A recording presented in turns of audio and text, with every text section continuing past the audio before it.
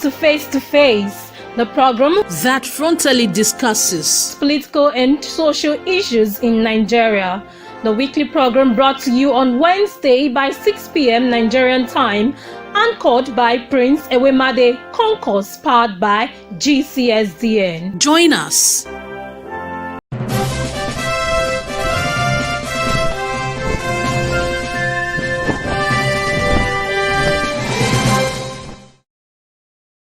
Good evening from the United Kingdom, morning, afternoon, depends on what part of the continent that you are joining this program today. Our topic for today is the reality Nigerian lawmakers serving themselves, not the people. We want to get your take on this very important topic for today. Highest paid lawmakers in the world. Nigeria's lawmakers are the highest paid lawmakers, yet poor governors. Nigeria legislator earn outrageous salary and allowances, yet millions of Nigerians struggle with poverty, unemployment, and poor infrastructure. The role of legislators, what they ought to be doing, just like every other legislators around the world. They are supposed to make laws that impact the commoners. Legislators must focus on the economic reform, job creation, and social welfare programs that benefit ordinary Nigerians. Fighting corruption, holding the government accountable instead of rubber stamping executive policies. They should demand transparency, accountability, in governance. Reduce wasteful spending, cut down outrageous allowances, unnecessary travels, and luxury expenses, and channel those funds towards education, healthcare, infrastructure. Engaging with the people, holding regular town hall meetings to listen to citizens' need and ensure that government policies reflect their interests. However, what we've been noticing or what we've observed over decades of coming in, going out, legislators, all they do is they live luxury life while the citizens remain in untold hardship. They lack accountability, transparency. Their duties for which they sworn an oath to uphold was to the Constitution of Nigeria. But what the cases differ from what we see from them today. You know, I was going through, I saw a video last week. I'm going to play that video during this program. I saw a video about a legislator in the parliament in in Gambia, Banjul, Gambia. For those of you who don't know Gambia, Gambia is a West Africa country located very close to Senegal. Banjul is a very beautiful place for tourism. I saw one of their legislators also on the floor explaining to our fellow legislators as well what they ought to be doing for the people. But before we continue, I'm just going to put that clip. I'll play that clip quickly. Then before we continue, for those of you who are just joining us, the program for today, the topic for today is, the reality Nigerian lawmakers serving themselves and not the people of Nigeria, not the masses. They are not serving us. They're serving themselves. They are our masters, in contrary to what other legislators across the world, what they do. They want us to bow down for them. They want us to reverend them as if they are their king. They are our king and the Lord in making. They are supposed to be our servants. They are public servants. That was why they were elected in the first place. Every legislators across the world, not just only in Nigeria, they are all public servants. They should be accountable to the public. But Nigeria is contrary, to what you experience or what you see across other developed nations around the world. But let me just quickly play that video for you to see what a legislator, a female legislator for that. Minister's statement and looking at the budget, I think that our government does not love this country. They do not have the feeling to nurture our children in this country. Honorable Speaker, $6 billion in salaries alone, not in administrative cost. Honorable Speaker, and we say we are a poor country. Honorable Speaker, the median age in this country is 19 years old. We should consider the life and the livelihood of our children. We should be investing in education. We should be investing in health rather than paying ourselves, feeding ourselves out of the poor people of this country. I will start with this August Assembly, Honorable Speaker. Honorable Speaker, to see the salary of the Honorable Speaker increased from 658 million to 658,000 to 1,560,000. I feel ashamed to call myself an honorable member, Honorable Speaker. I gave myself for service. I did not give myself for the poor people to feed me and my family, Honorable Speaker. When I saw this, I felt embarrassed. I did not want to come to this budget session because I said to myself, there is no need, because we are just sharing the cake in our pockets, going home, feeding ourselves. Not only that, but to see the responsibility allowance, the residential allowance, the roving allowance, and all those for the representatives of the people. It is embarrassing for me to go back to my poor constituency and tell them that the meager resources of this country, I am paid that much at your expense. I took an oath, Honorable Speaker, to serve and to give back to my society, not to enrich myself. And even if I go to the Constitution, Honorable Speaker, it says that we shouldn't deliberately enrich ourselves. And increasing our salaries is deliberately enriching ourselves. And that is an embarrassment. I think as a National Assembly, we should not accept any salary increment. It was in this August Assembly that we sat and discussed the salaries of the ministers and denied them, even though they went behind our backs and increased it. That is their problem. We offered ourselves for service, Honorable Speaker. We were not appointed.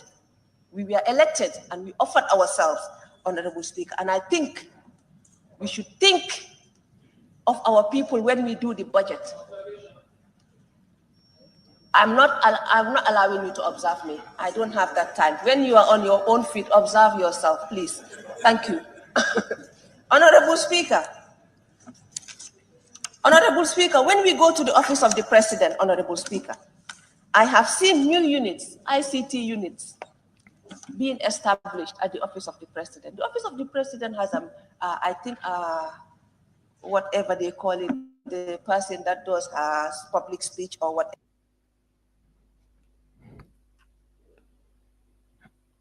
My fellow Nigerians, there is a reason for which I decided to play this particular video. The lady that you just heard on the floor of the Senate, or the floor of House of Rep in Gambia, Banjul, Gambia, said, I gave myself for service. I gave myself for service. I did not ask the people to come and feed me, to come and take care of, cater for my needs. Rather, they are there to cater for the need of the citizens of their great country. how many politicians, how many legislators in Nigeria of today that would dare say, stand and speak like that woman? If that woman was speaking on the floor of the House of Senate or House of Rep in Nigeria, she would have been shut down by this Nigerian Senate leader or the House of Rep, House of Rep leader, because we are afraid of the truth. Nigerians are afraid of the truth. They do not want anybody that will tell them the truth, especially telling it to their face. They are allergic. Let me use that word. Think they are allergic to the truth. He said, I gave up myself for service. I gave up myself for service, to serve the people. That's why you are called the public servant. You are referred to as public servant, not servant, not people, not the other way around, like the way it is being done in Nigeria. Legislators, whether National Assembly or Senate, they are supposed to serve for the interest of the masses, the interest of the commoner, the less privileged, the downtrodden into society. They are supposed to be their voice before the government. I gave up myself for service. May God bless that woman. The day Nigerian Senate or the Nigerian Senate or the National Assembly will be able to produce 20 of those same women of that caliber, I think a lot of things will change in Nigeria. I gave up myself for service. I did not want to come back to this august assembly, but I came back for a purpose. Very deep. When will the National Assembly legislators put the people of Nigeria first? That's another question that I have in mind. When would they put the Nigerian people first? Because if you look at what's going on in the National Assembly, is the issue of Akpoti, the wonderful lady from Kogi State, who has, during a short period of time in office as a senator representing Kogi Central, I think, if I'm not mistaken, I'm not too sure of that, but she has done so well, because I've seen what that lady has been doing, having issue with the Senate leader.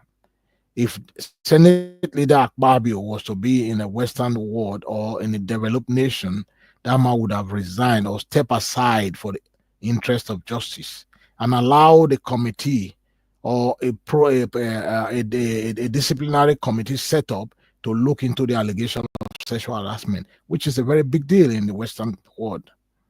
It's a very big deal. But Nigeria, be it may be, or be at the way it is, they do not take things serious. Instead, they came up with kangaroo recall, law people to come out for election and for employment empowerment, and they started doing a recall. Those shenanigans, that's what you see in the Nigerian Senate.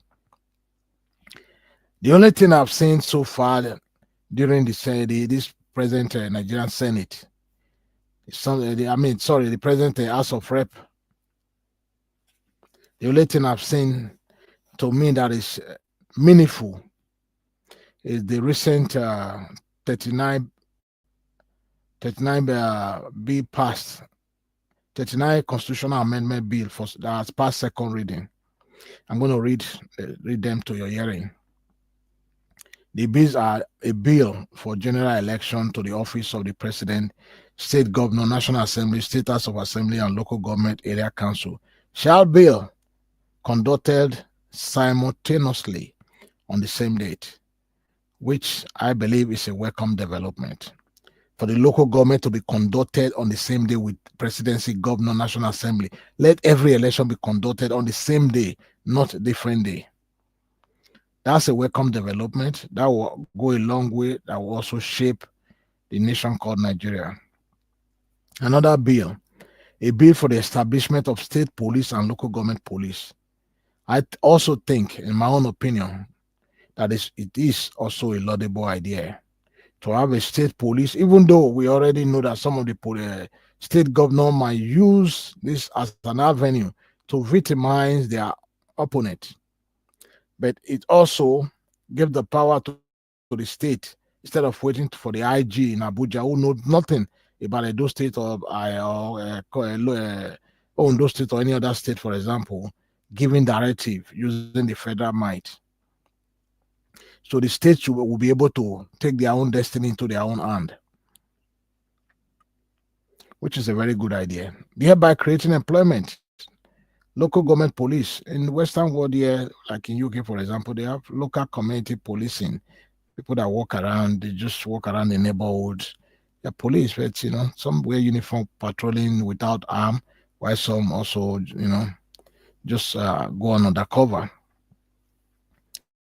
I think that's also a very good idea. I hope it becomes a law. Another bill, a bill to establish the FCT House of Assembly, Court of Appeal as the final court in governorship, national, state House of Assembly election. The outcome of every election should be decided by the appeals court.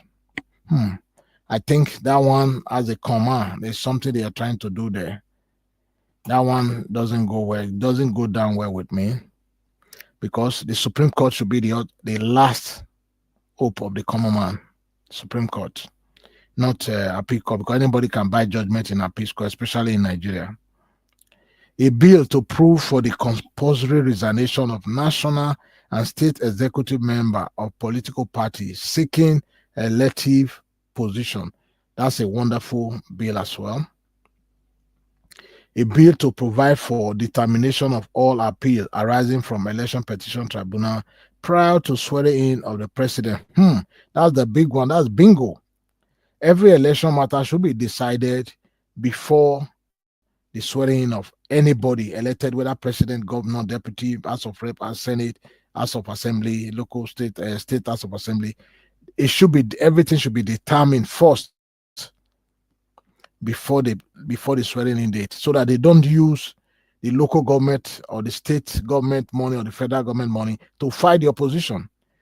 That's a very wonderful and brilliant bill that I think Nigeria will be very happy when it passed into law. A bill to vest the INEC with the power to conduct local government election, which for me, this is one of those things that I've prayed for years ago. Those of you that know me very well, I said it the day they give the local government autonomy, allowing the INEC to conduct election like every other election, and giving free autonomy, not partial autonomy, to the local government, Nigeria will change for good. Thereby, because in every other developed nation, you deal with the local council or the commune. Depends on the country you reside in. In the UK, you deal with the municipality, the council. So it's supposed to be the same thing in every country. Nigeria should also do the same thing.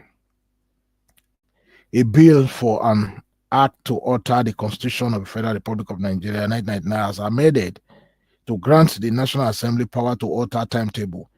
That also have a K leg. They are trying to do something there, something fishing. We don't trust those people who are the imps of affair in Nigeria.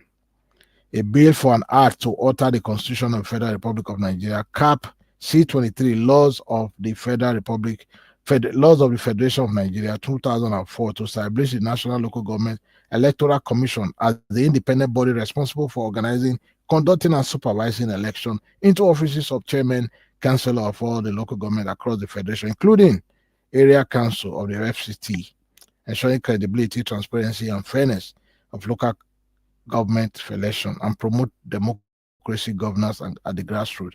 This is a very laudable idea. A bill for act to alter provision of the Constitution of the Federal Republic of Nigeria, 1999, to relieve the State Independent Electoral Commission. Good bill. A bill for an act to alter the Constitution of the Federal Republic of Nigeria 1999 as amended to provide for special seat for physically challenged person in Nigeria federal, state, and local government area. Yes, that's a very brilliant bill as well. A bill for an act to alter the Constitution of the Federal Republic of Nigeria 1999 as amended to provide 6 special seats for special interest group in the House of Rep. This is a very wonderful bill, but I will come back to this because we, the members of the Global Coalition for Security and Democracy in Nigeria, we have a different opinion to this bill because this particular bill should give diaspora at least 3 seats for diasporans because they contribute immensely to the development of that great nation. The diaspora should have a seat, so that's where that is very important. This should be it should be included for diaspora to have a special seat on this particular bill. A bill for an act to alter the Constitution of the Federal Republic of Nigeria 1999 to change the name of the Auditor General. Well, they have their reason of doing that. Well, I think Nigerians don't really care about changing the name. A bill for an act to alter the Constitution of the Federal Republic of Nigeria 1999 to remove the restriction placed on power to duties of the. That one is the same thing as the other one I just read. Nigeria have no interest on that. A bill for an act take that back. A bill for an act to alter the provision of the Constitution of the Federal Republic of Nigeria 1999 to strengthen the office of the Auditor General. Same thing. Still a bill has the same, just twisting it around. A bill to establish and empower the Political Party Registration and Regulatory Commission to register, regulate, and monitor organization and operation of political parties. I think that's also a bill that will benefit the political circle. A bill to expand the name of Justice of the Supreme Court, enhance service efficiency and timely dispensation of justice, which is very important. Improve this citizen access to justice, conform with federal character principle. I think that bill is also very important because there are a lot of people languishing in prison because of there's not enough justice, Supreme Court judges, and I think that will also be very impactful on the life of the commoners. And this is our stand as the Global Coalition for Security and Democracy in Nigeria, organization that believes so much in democracy and security in Nigeria. We strongly recommend and call on the diaspora group to truly support, to pursue, and ensure that the seat I just referred to, which is the seat they were the Constitution to amend and provide 6 special seats for special interest group. That should include the diasporans. That seat should belong to, at least they should have 6 seats reserved for the diasporans. Senate is done in every other countries in the world, so it should also be done in Nigeria.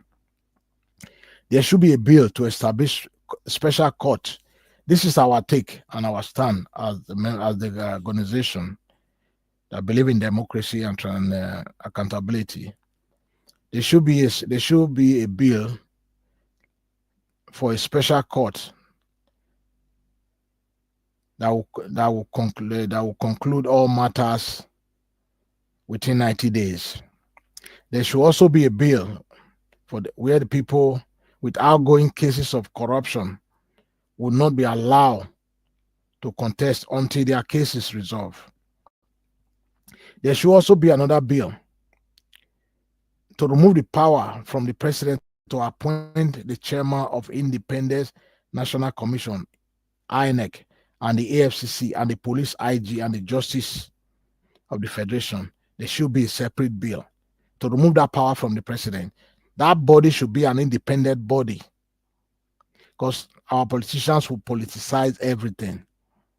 So there should be a bill to remove the power from the president of the president to make the Independent Electoral Commission, INEC, truly independent, EFCC truly independent, the police IG truly independent, the Supreme Court truly independent. So when you take out the power from the hand of the president, that body would be truly independent because they are not answerable to anybody. They will not be afraid of victimization. They will not be afraid of being, harassed in any form or shape, any shape or form.